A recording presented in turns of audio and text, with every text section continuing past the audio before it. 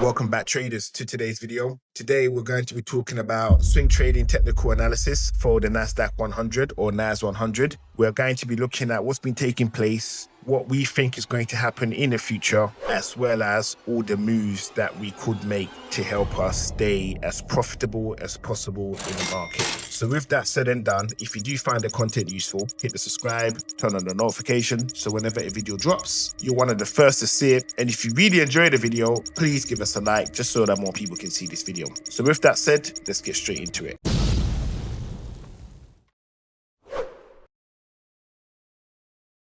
Okay, welcome back. So guys, as we can see, right, Nasdaq is pushing up. It's in an upward trajectory, which is fantastic. Let me move my toolbox up here so you can see the tools that I'm using, right? Okay, so we can see NAS is in an upward move, right? So we're just going to apply a trend line to it. And normally people will put their trend lines over here. Okay, that's where it would have been in the past. But as it stands right now, it needs to go right over here. So we can see this is what's happening, all right? Now, with that said and done, there are a couple things that we need to be mindful of that I never really spoke about until last night, right? I had somewhat of a dream. I think the ancestors visited me, right? And they explained a bunch of things to me in regards to trading, right? That I probably already knew, but never acknowledged that I knew it, right? And that was what institutional traders are actually doing in the market, because ultimately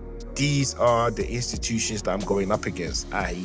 myself being a retail trader, I'm going up against the institutions, the hedge funds, the banks, the merchant banks, so on and so forth, right? So what I kind of need to wrap my head around is how these guys will think when they are in the market, supposing to what market is doing. Because so long as I am able to keep an eye on them, right, it will help me stay way more profitable in the market. And I believe so for anybody that's watching this right now. And I believe so for all the profitable traders that we see on the socials, right?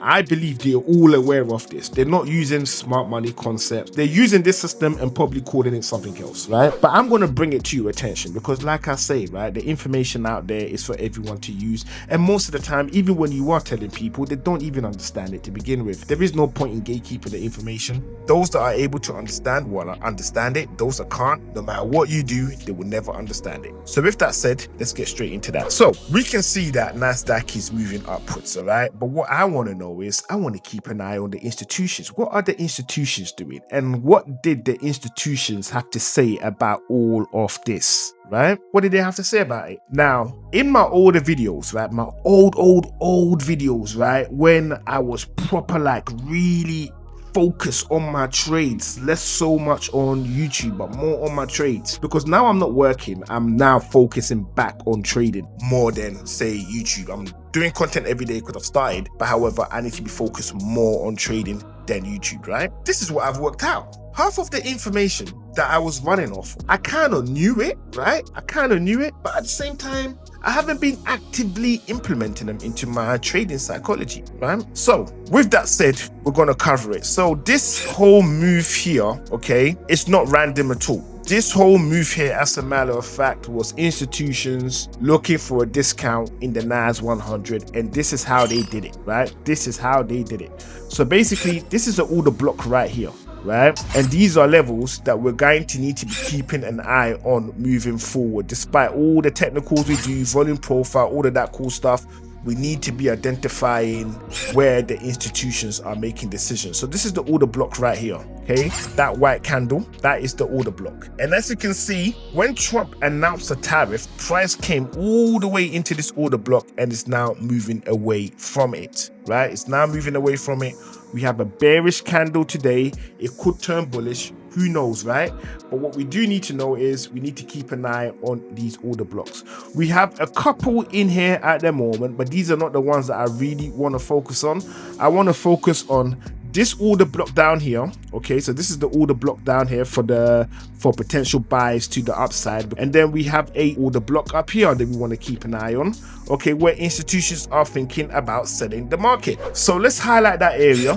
This is this area right here. So that is the order block. Okay, so let's put the sell order block as blue, absolutely, as red, and the buy order block as blue. Right, so at least it's just nice and simple. Okay, so let's add that in there. So we've got the buying order block, selling order block up here. Okay, and then what I'm now gonna do is I'm now gonna drop on my volume profile. Okay, so volume profile locked in, and let's see what volume profile is telling me. So what the volume profile is basically telling me is this. Let me zoom in, make it a little bit bigger. Is we can see the institutions are up here because this is where point of control is. Point of control is now currently sitting at 25,145. That is the point of control. Price is now moving away from that right now. Okay, so if price begins to sell off, the most logicalest place for me to even think about taking sales will be just under 24,825. right? A close under that will make sense to say that price may want to be coming back down to this order block in this area right here. Now this may make sense, it may not make sense, but trust me, I've looked into this all through the early hours of the morning, and out of everything that I've talked about, volume profile, all the other cool stuff, understanding all the blocks properly is absolute key to everything. And even in this, if you're even able to understand what I've just said about the institutions, you will understand what took place in this area, because this is the biggest tell as to what was actually going on. Let me get rid of this. So this area right here is the biggest indication to tell us exactly what was happening in the market, what has been going on, what most of us are blind to, but what is happening all the time. And as soon as we become mindful of this particular information, okay, this is when we start winning, and we start winning a lot. You might think this information is useful, you might think it's BS, but in my mind, I think this is absolutely the gold standard.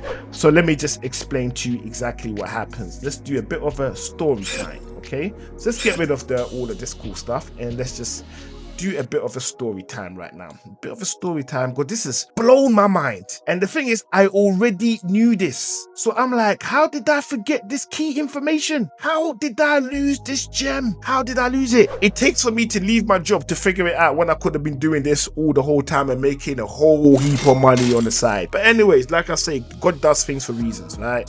God does things for reasons. So, story time. So what happened in this area up here is really, really simple. The banks, all the big banks, they're making monies for their customers, investors, right? So what they decide to do is, okay, we are going to buy from this location right here. So they're going to buy from this location right here, okay? So they're buying in this area right here, all right, okay? And then a billionaire comes along and says, hey, I want to put in extra billions, right? So after market goes up, they drive it back into the order block, the buying order block right here, okay? They fill up more orders, and then market runs off.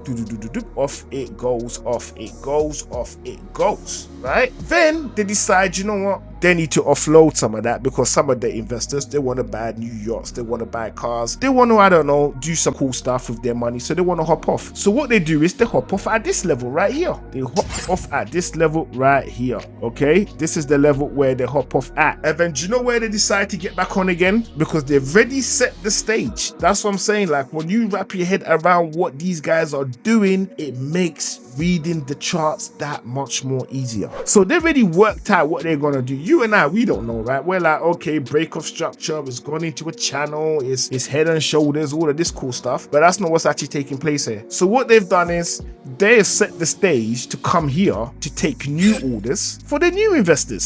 So they've come in right down here. This is where they have the second order block. So they drive price all the way into this area, okay? And in this zone that we've marked out right here, this is what we will call the undervalue. The undervalue, overvalue, undervalue, right? Because we're using the two sandwiches in between. So they now tap in and they run off. They make investors some more money. Investors are happy. They're making dough, right? And then they're like, you know what? Hang on a minute. We've got this guy, this new Saudi sheikh. He wants to make a couple billions, right? Let's get him involved. So what they do is they come all the way back down here again, where they set another order block just chilling. They're sitting right here, and then they come straight into that, tap in, and that's all of them tapping in right here, right? And then they send market off in that direction, right? And now what we've identified in this area right now is a new order block that is sitting right there.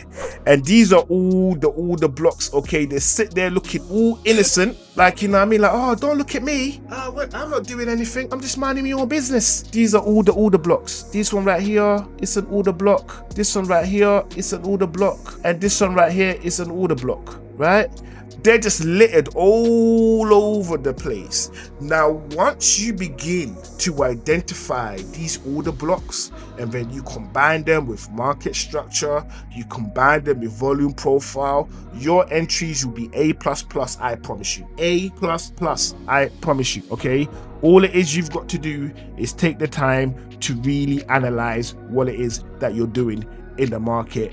Don't be FOMOing into situations. That's why I would always say, and I'm saying this now, I will say this to my last breath, anyone that wants to be a trader, you need to exercise the number one golden rule in this space is patience. It is patience and observing, because if you're not observing and you're not patient, do you know what you're doing? You're making mistakes, a whole bunch of them. Because once you know where all these things are, right? Once you know where all these levels are, guess what? When you get into a trade and you're profitable, you don't get stupid. You don't make silly decisions. You don't turn around and say, oh, I'm hoping it's going to go up forever, and then it comes back and then it shakes you out. Typical example yesterday with the trade that I got out of in gold that I got into on the Monday. I saw price coming down. The old me would have been like, oh, it's gonna bounce again, let me leave it. If I had left it, would have got hit.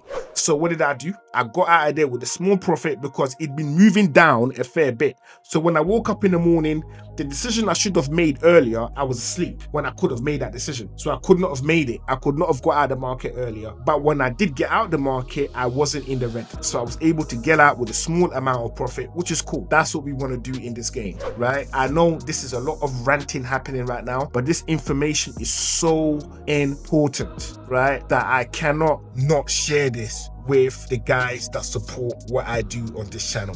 If you're supporting me, I'm aiming to bring to you A1 information. Whether you know it or you don't know it, I'm going to bring it to your attention. So with that rant said and done, okay, we now know what to look for in the markets.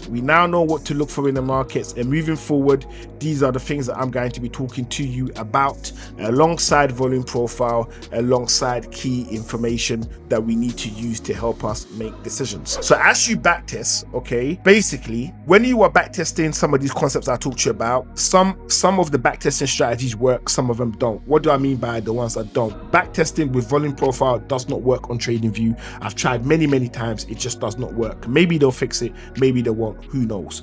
But when you are backtesting and you're backtesting order blocks, right? Order blocks, institutional activities, okay? I promise you, you're going to find yourself winning a lot more than you are going to be losing, all right? So once I have done this recorded, what I'm going to do is I'm going to spend the rest of the day backtested what I've just told you right now on the hardest markets imaginable, and that will be the FX, Euro USD, GBP JPY, because they're swinging around all over the place, up down, up down, up down. So if I want to learn properly how this stuff really works, I'm going to apply it in those areas. And then once I've done that, then I'll come into straight winning assets, NAS 100, gold, S&P 500, and then apply it there. So that obviously I just keep winning. So I hope everything I said right now makes a lot of sense. I hope it does. If it doesn't, drop it in the comment section. I keep asking you guys, but you don't like to talk. You're scared to share your voice, right? You think somebody's going to judge you. We're not going to judge. We just want to hear what you have to say, right? Or I just want to hear